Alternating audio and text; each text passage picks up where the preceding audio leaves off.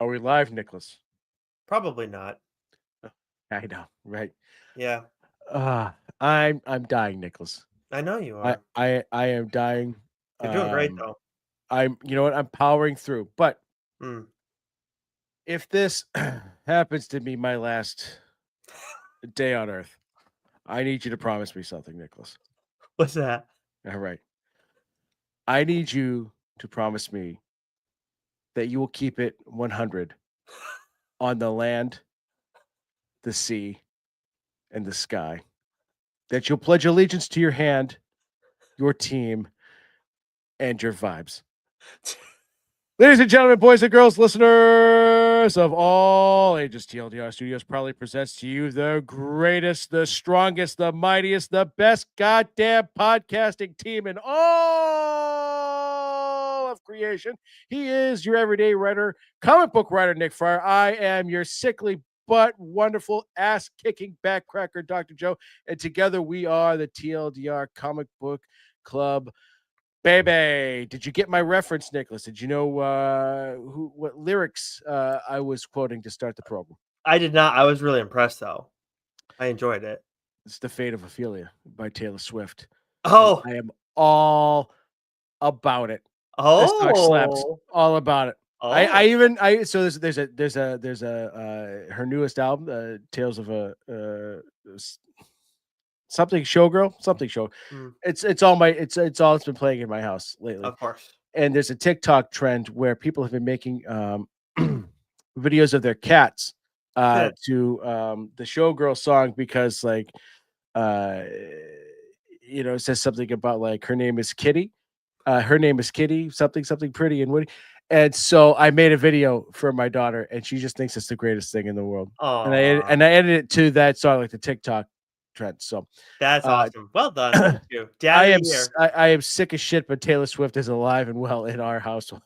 Yeah, and you're fucking quoting like a brand new song. Holy shit, that's impressive. I could never do shit like that. I can do the dance I thought you were ish. gonna. I thought you were gonna promise me, ask me to never do another rule again. That's where I thought you were going with that. Well, I here. I'm wearing a Superman shirt. You're wearing a button-up shirt. One of us, we are clearly not shirt brothers today.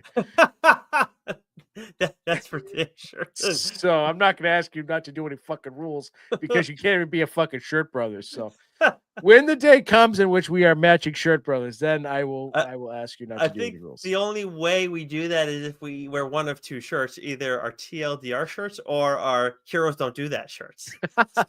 You So just need to start investing in more wacky shirts with very complicated patterns, Nicholas. yes, you love your Start patterns. saying that. Start saving that DK per diem money. Speaking of that, I gotta watch the new his new show over on HBO. He's got, was it Chairs? I think is his the chair company or whatever. Chair stores, chair company, something I heard is fantastic. Yeah, I Heard gotta check fantastic. that one out. But we're not here to talk about Tim Robinson today or Taylor Swift as much as he's always top of mind for everybody. We are here to talk about comics, and we just had a fucking crazy week with all the news that came out of New York Comic Con.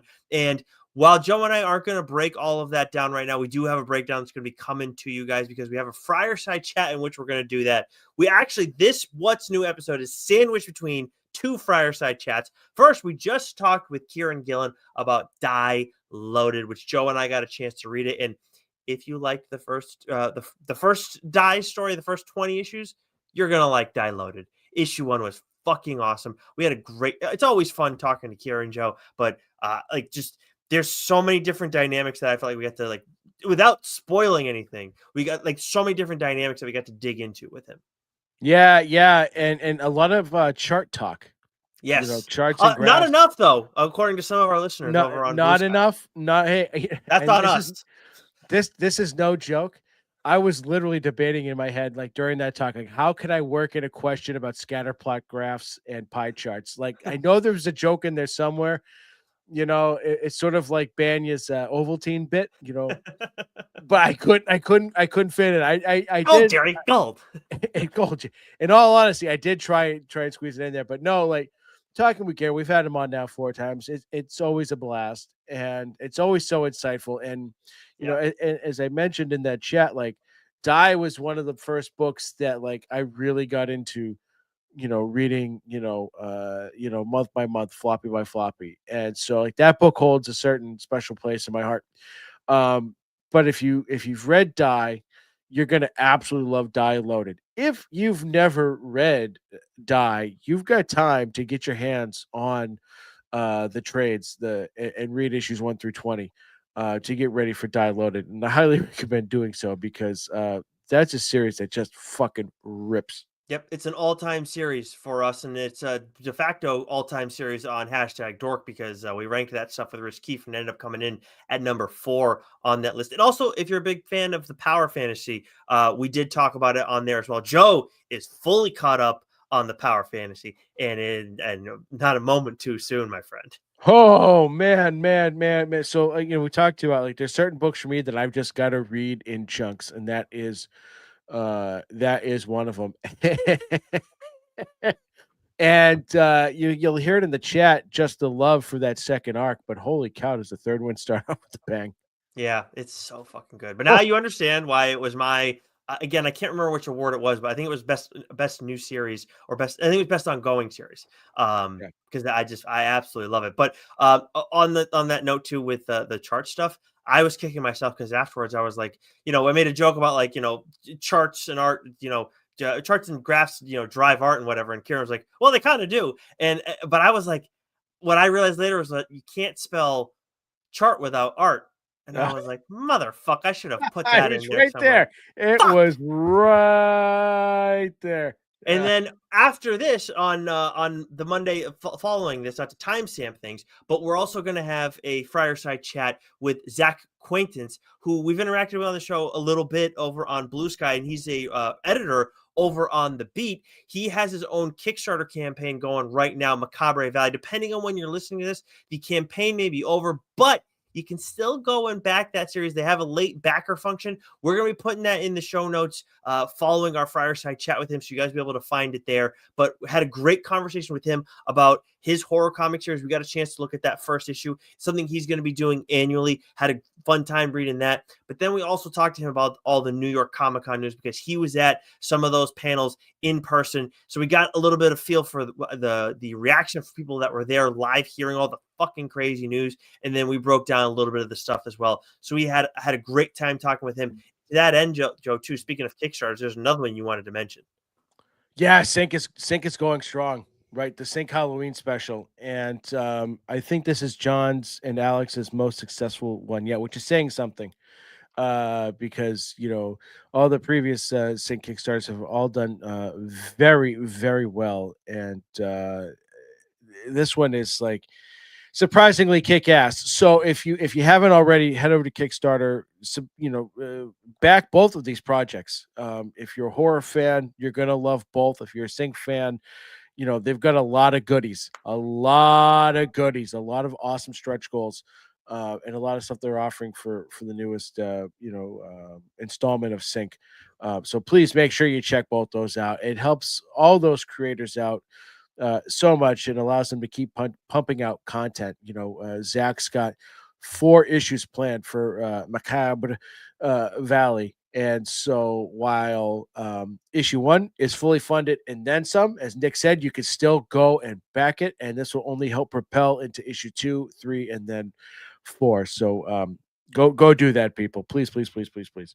Absolutely. And we got a lot to get to this week. And we're not getting into catching up. Obviously, we alluded to Joe catching up on the Power Fantasy, but there is a little bit of early look action that I wanted to put on some people's radar. So at New York Comic Con, I actually did end up attending it this year. Joe and I are going to be there next year, barring like any unforeseen issues. Like we're both are absolutely want to go. It is a great time. The hype obviously is real. And this was a particularly crazy year with all the DC news, especially.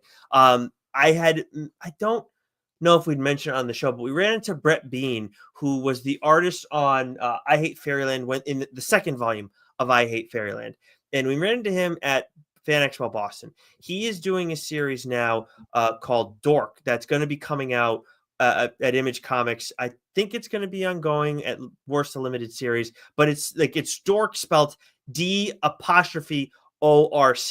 And he had an ash can at New York Comic Con. And Joe and I were very excited about this because it's like a comedic high fantasy story. So honestly, it's kind of like a Lord, like I don't know if he's pitching it this way, but it's like a Lord of the Rings meets I Hate Fairyland kind of mashup, and like so here for it. And like if you've seen I Hate Fairyland, you're familiar with Brett's art. It is like it's in that same realm as like a Jorge Corona and Scotty Young, more so to the Scotty Young end of the spectrum, that tight spectrum. I read the first 10 pages of the first issue in that ash can. It's everything I hope for and more. And honestly, Joe, I had forgotten there's a talking shield in this series. That's going to be your favorite character, 100%. Massive shit talker, massive shit talker. It was so much fun. I really enjoyed those first 10 issues. I was like, I need the rest of it. I need it now. Like, what are we waiting for? And then the other thing I got to check out too, and I'm going to check out in full, is the Ultimate Oz universe happened over at AWA Studios. Obviously, we haven't talked about our friends of the show for a little bit now, but they have that universe budding over there. Obviously, had a great time. Cullen Bunn is writing that series, and Mike Diodato, holy shit, as we would expect, doing the art over there. And my God, man, he did it was I really liked I got to look at the first 20 pages of the graphic novel, which I believe is going to be hitting shops soon as well. They did a Kickstarter campaign for it and everything. But I had a great time looking at that one, and I'll be breaking that down more in detail at some point down the line. But wanted to put those two things on everybody's radar. Not sure when Dork's going to get started, but hopefully we can coordinate something with Brett and get him on the show, because I that is very much up both of our alleys. Yeah, it was fun because he couldn't really tell us too much at Boston Fan Expo. So that's great that you got that ash can. So that's going to be a fun series, and you're going to want to get on Oz because I think part 2 of Wicked drops sometime around Thanksgiving. So Yeah, definitely got to not to tell you how to no, do a main line, but just there say are times we got to do that. 100%. You're at put a pin in it. You know what I mean? Put a pin in it. Yeah. Yep. I also, actually, before we start, Joe, there's one more thing I have to do, because I spent a deal of time at New York Comic Con with a couple friends of the show, one of which was DB Andrew. And our dear friend DB handed me some things for you. A couple of first issue signed copies for you to have for your own collection, and just for free, because he's that kind of guy. He is a great human being, and I think he is a true testament to his profession, both professions. And I'm just, there is a caveat though, Joe, because you were not in attendance for New York Comic Con through no fault of your own. I just want to throw that out there. But there was a caveat that he placed on me giving you those gifts. So I would like to, the caveat, I would like to open the floor to you to give you this opportunity to make sure that I deliver the gifts to you, because I have to, I have to have DB's back on this one. Can't do it. Won't do it. Sorry, DB. Can't do it. I can't do it. I can't.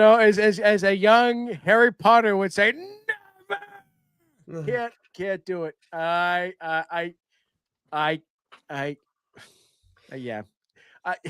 I respect DB. I love DB, and I think he does a great job.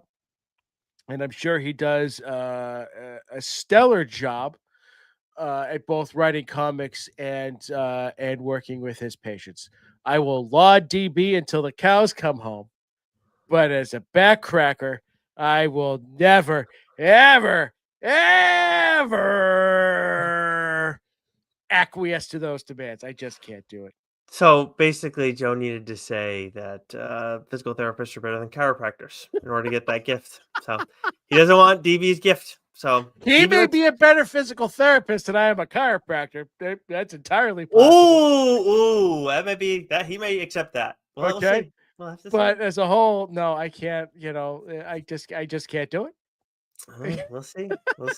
But yeah, it was DB's the man. I had a very fun time with him, and Gary Maloney was in town, Dan Panosian as well. Like, just a fun time, and it's going to be even better when we're side by side next year. I will say too, I am. There were a couple people, Joe, who recognized me by face, but as you know, we always need to wear the logo.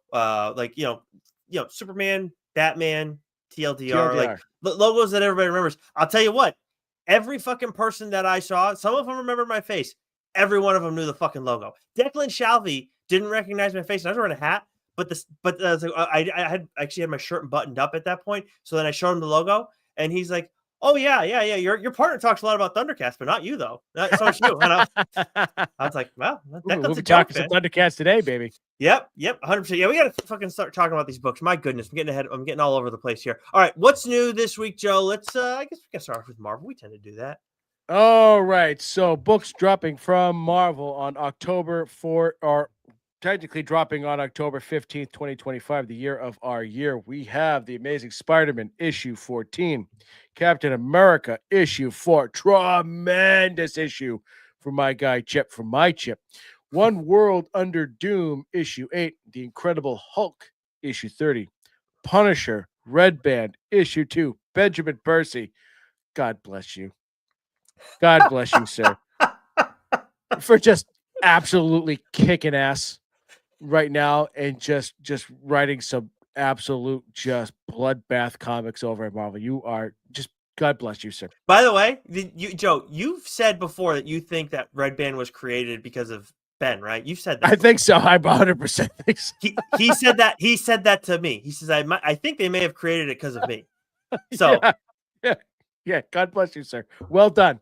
Well done. If we see you at New York next year, bourbon's on us. just blowing up phones and shit. Fucking nuts. That was the best. The Yeah. look.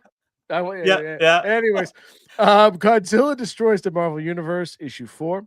Rogue Storm, issue 1. Sinister 6, issue 1. Iron and Frost, issue 1. Legacy of Vader, issue 9. Fantastic Four Gargoyles, issue 1. Wolverine Revenge, Red Band Raw, Black White Edition, issue 4. Astonishing X-Men Infinity Comic, issue 40. Astonishing Miles Morales Spider-Man Infinity Comic, issue 9. Jesus Christ. It's Jeff.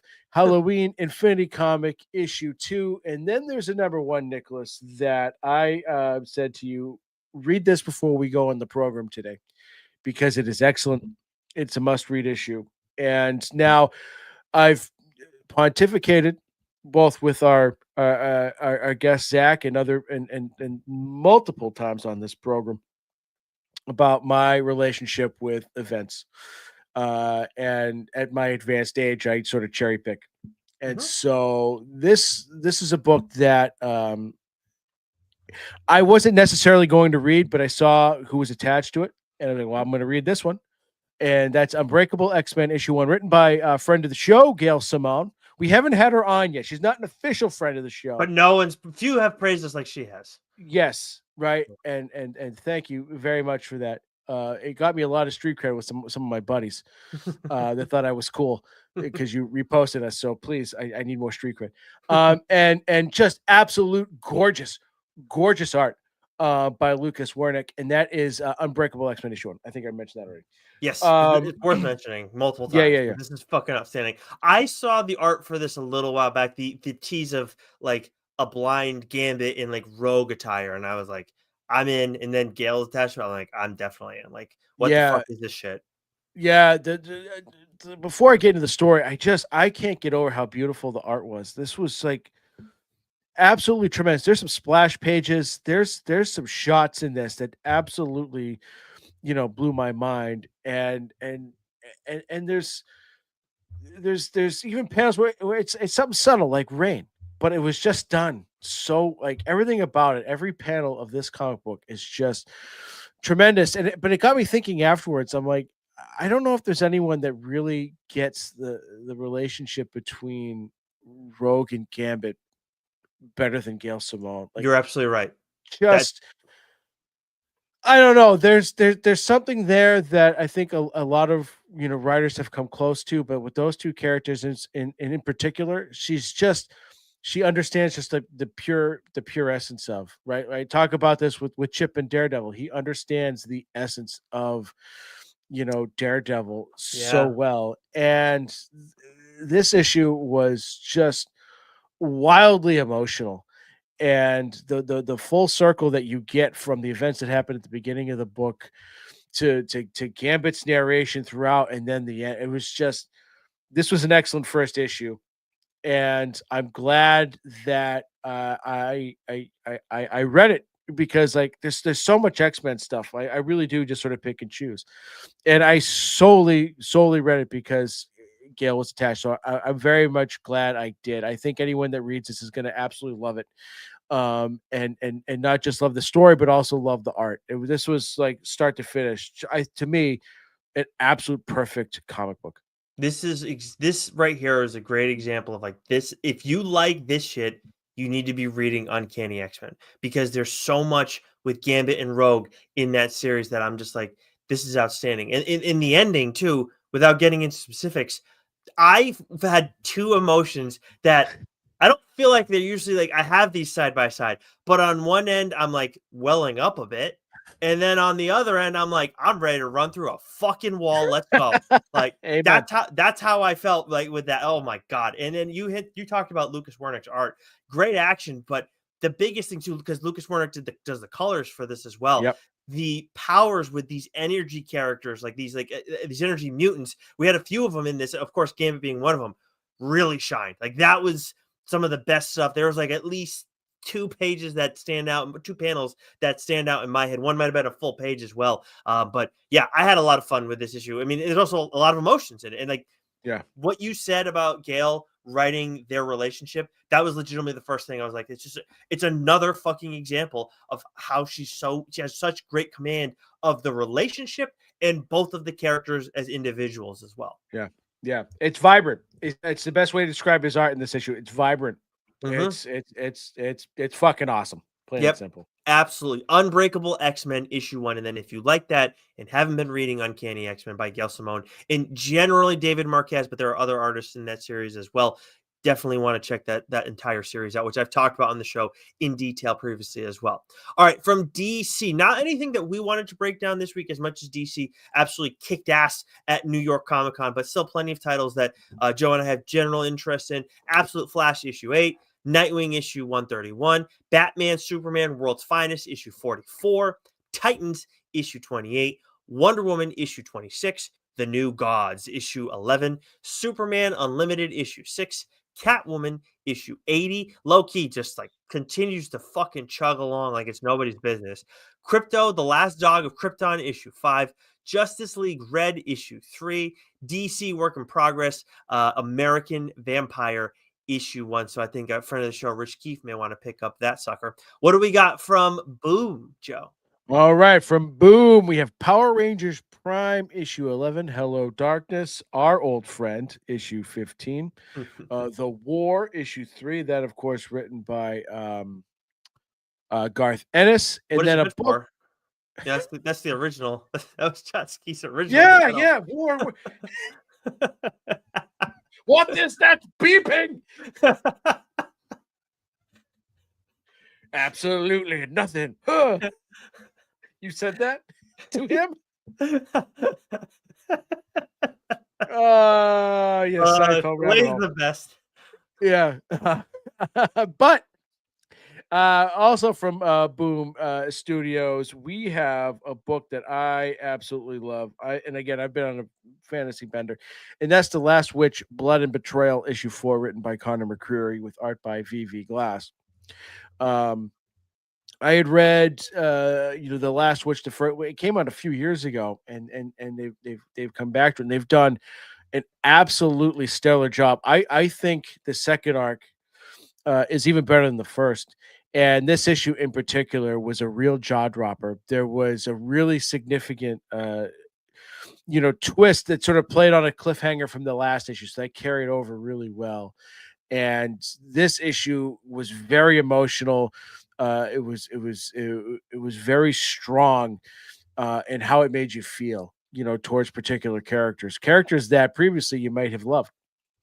And it's all really starting to come together. So this is, I can't remember if it started off as a boombox title, which is more like YA stuff. But if you're just a fantasy fan, The Last Witch and this newest arc, The Last Witch, Blood and Betrayal, has been absolutely excellent. And this issue in particular, like I read it and I go, I have to talk about this book this week because it just like there was a lot of great books that came out this week, but this one, like, literally, like, just had my jaw on the floor the entire time I was reading it. Because after reading issue 3, like, holy shit, and then you get more and more and more, and you're just like, oh my god. So this is really leading up to an epic finale here. So, Last Witch, Blood and Betrayal, issue 4. Make sure you go out and read this issue, read this series, go back, get the last trade. If you're a fantasy fan, this is must read stuff.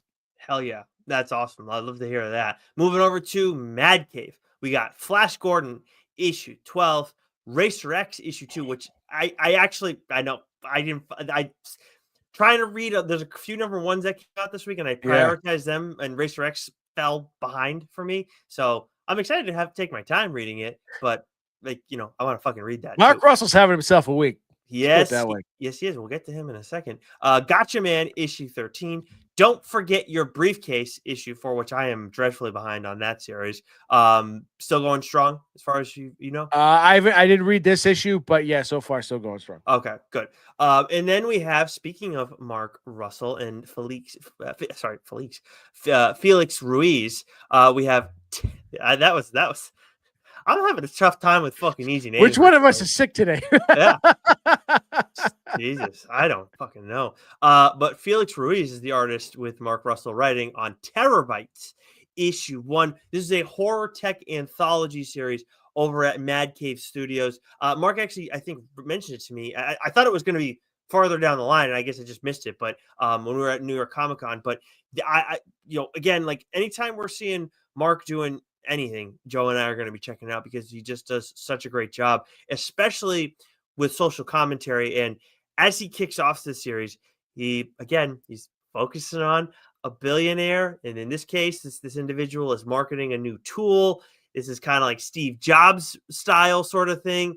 And I think one of the things I like about Mark Russell, but it also bothers me, is that the things that he comes up with are like very concerning because they feel real. Like Yeah. they oh yeah, this could fucking happen. Some idiot some idiot branded a fucking genius will come up with this idea someday, and then we're gonna have to deal with this shit. So it's just like, I'm like, it's great from a story standpoint, it's outstanding. But I'm also like, God, dude, like don't put that evil on me. Don't put that out there for us. What the shit? Yeah, he loves robots, man. Yeah. And we don't.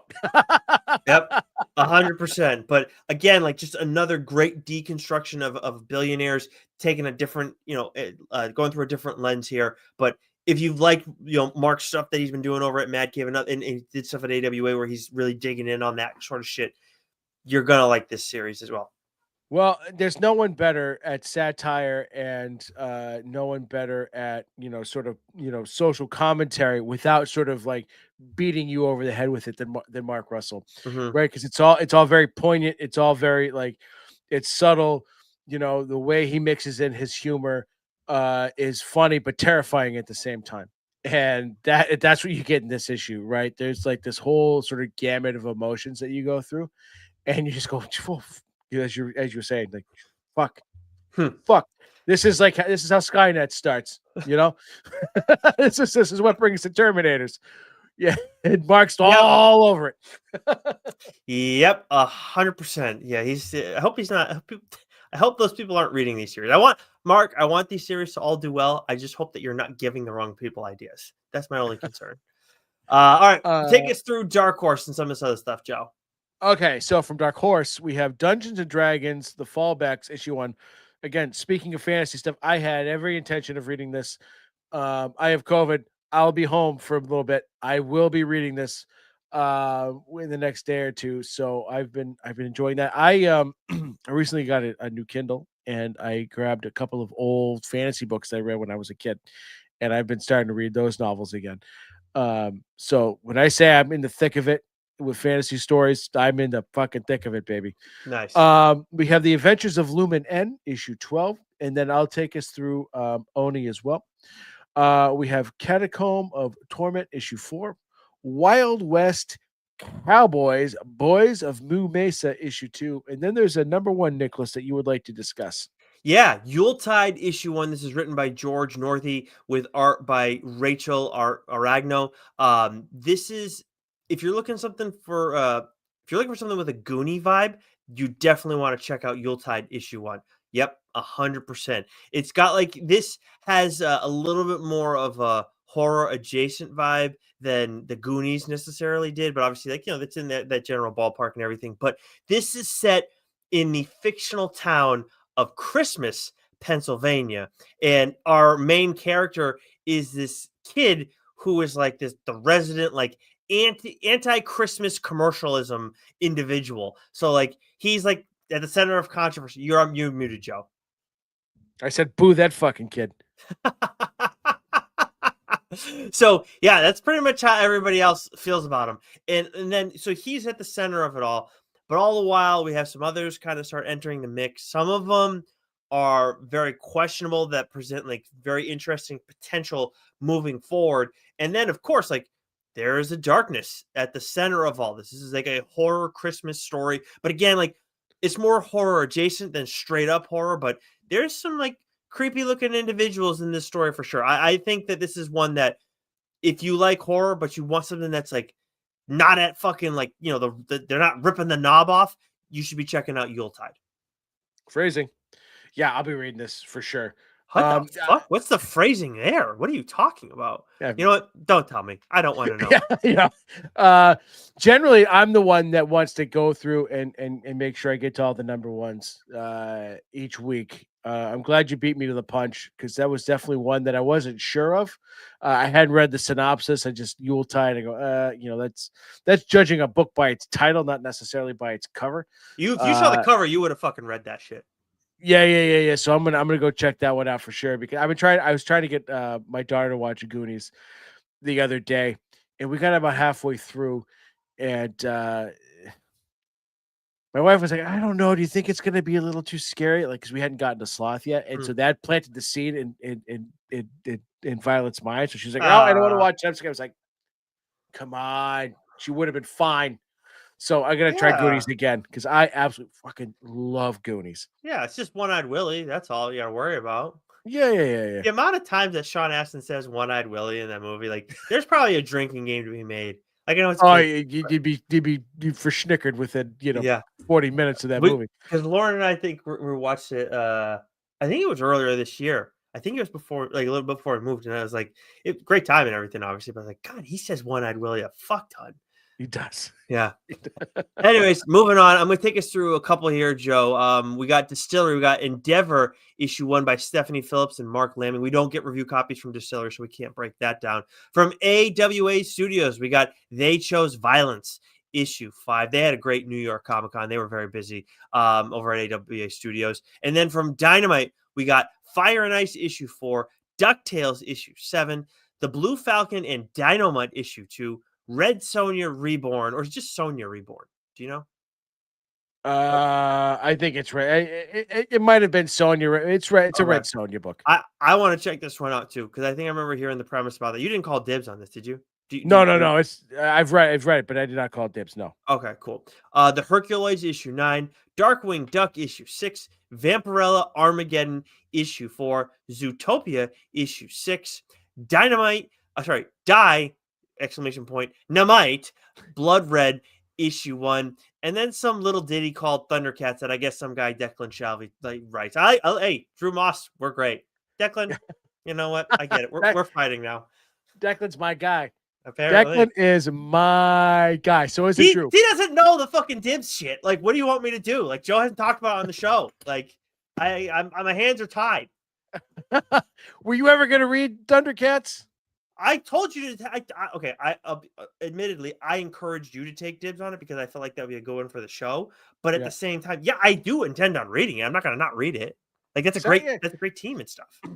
It is because I don't know if I ever said like, I'm going to take dibs on it. I know you told me to, but I don't know if I ever said I'm taking dibs on Thundercats. You know what I mean?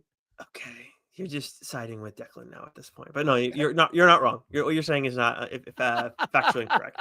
Fine, then I'll just start reading it. Fuck it. We'll do it live. Please do. I'm so pumped because we just started getting Dynamite review copies not too long ago, and so I'm very happy because now I can talk about Thundercats Lost, all things Thundercats, on a monthly basis. And it was funny because we ran into Drew Moss at Fan Expo, and I think he's only got a few more issues left on Thundercats, and then I think he's switching over to Silverhawks. But he was like, "Yeah, I've been writing Thundercats this whole time, and I've only gotten to like, draw the Sword of Omens like twice." And it's funny because we're getting to a point just as he's ending, things are happening. The way what Declan Shalvey has been doing with Lion-O and Apex, and sort of, if you've been reading Thundercats, Lion-O has not been in for a majority of this series, or the last arc or so. And we've had this character Apex, and we got the Thundercats, who are they're fighting for their survival on Third Earth. They're trying to establish a new base, and they just kind of keep fighting with each other. And we've gotten Thundercats Lost and Thundercats sort of merging together with Bengali, who's a character from the Thundercats Lost series, making his way in, and then all the stuff with the mutants. Like, if you're a Thundercats fan, this is a must-read series. This has been one of my favorite series that I look forward to, each and every month. And with Thundercats 19, we get a lot of action. We get a lot of infighting. There's a lot of stakes, leading up, to the conclusion of the arc, and where things are going. So this is a book where it maybe you haven't been reading from the beginning. Just start reading. Just start reading. I think you'll absolutely love it. You can get the back issues. Go to your local comic book shop. Ask them to order them for me if you can. Buy the trades if you must. Um, I This is one of the best nostalgia books that I'm currently reading, and I'm reading a ton just because every time I read this book, it takes me back to when I was like 8, 9, 10 years old. And I think we talked about how Gail just understands Gambit and Rogue so well. I think Declan really, you can tell he's a Thundercats fan, right? And he's just writing a really good story here, and it's got everything you love about Thundercats in it. And things are coming to a head here. So I can't talk about this book enough. I absolutely love I'm not convinced. I don't know. it. I know. I undersold it. It happens. Oh man! All right, I'm gonna dig in on this. So, in at least a couple weeks, I'm gonna, I think we talked to Drew about coming on the show too. So, Yeah, we yeah, yeah. gotta, yeah, I gotta get moving on it anyways. All right, awesome. What do we got? Actually, I'll take us through IDW here. We got Shredder issue 2, Godzilla Escape the Dead Zone issue 3, written by friends of the show Ethan S. Parker and Griffin Sheridan. Got it right. Tales of TMNT issue 1, 30 Days of Night, Falling Sun issue 1. Star Trek Strange New Worlds, The Seeds of Salvation, issue 2. Monster High, House Hunters, issue 4. From Titan, we have Blade Runner, Black Lotus, Las Vegas, issue 2. Return to Skull Island, issue 4. Rebel Moon, Nemesis, issue 4. And Craniacs, issue 1, which brings us to Image and Skybound. What do we got, Joe? I love it. I love the inflections. I got you. We have Invincible Universe Battle Beast issue 6, GI Joe issue 12, Spawn 369 days, The Walking Dead Deluxe issue 1, 2, 3. Did you read the Lucky Devils, Nicholas? Oh, yeah. I read the Lucky Devils. Yeah, dude. Wild, Dude. absolutely wild. Didn't see any of that coming. Like, Totally unhinged. bravo, Yep. bravo. That was tremendous. Ghost Pepper issue 4. I Hate Fairyland, the Pedro Martinez issue 45. Hell yeah. Wishblade issue 15. Blood Letter issue 5. Artificial issue 2. Good is Dead issue 2. Hectoplasm Hunt for Bigfoot issue 1. And then I think this is the book, one of the books, Nicholas, that we have been anticipating and looking forward to. And what book would that be? Rogue Sun, issue 30. Ryan Parrott, Nick Cotton, and Abel. We're not going anywhere near the ending because we never do. But I will say this. Get ready, people. Holy fucking shit. I was like, like, I'm not gonna say any more than that. Like, on that note, but I will say, like, we had Ryan on the show. We talked about it. This is Cable. This is medieval Spawn. So, like, we know the. Did I say Cable? You Wow, said Cable. Yeah. Jesus. Okay, this is Caleb. So let me back up here. We had Ryan on the show. We talked about it that it's going to be this is Caleb. This is medieval Spawn. We had seen them cross over in a supermassive story a little while back. If you like those two characters, you're in for a great time. I think that obviously Ryan knows what he's doing when it comes to Caleb, and we see a different side of him in this story, but also it kind of like knowing where he's at in the current timeline, the present, we start to like seeds start to get planted and everything. And again, this is all just one story, so like there's like a lot of there's a lot to be done here, but there is a lot done. And then also like medieval Spawn, like Ryan and Nick Cotton did an awesome job with that.